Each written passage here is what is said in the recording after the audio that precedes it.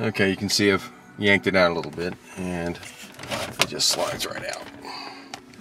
Let me zoom out so you can see it better. I'm doing this one-handed. Then you've got this cage here, and it's clipped into the plastic on either side, but if the gain can pick it up, I'll show you right in here. This right here is the connector that pops out of the cage and gets used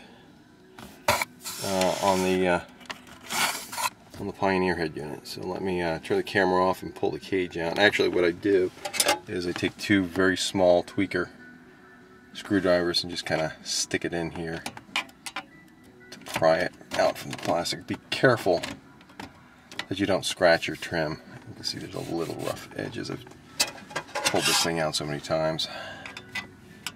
Put it on either side.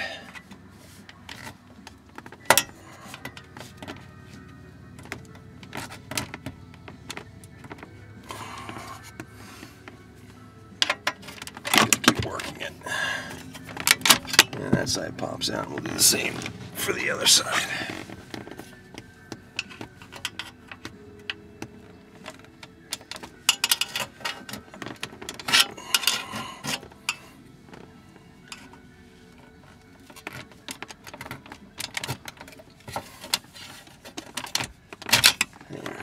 It's coming out just like that.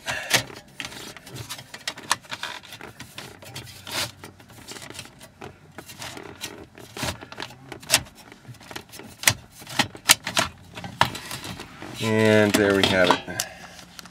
The connectors on the back, and they just unclip and pop right out of the cage. We also have the antenna on this side that we're going to need. So let me turn the camera off while I pull those out. I need both hands.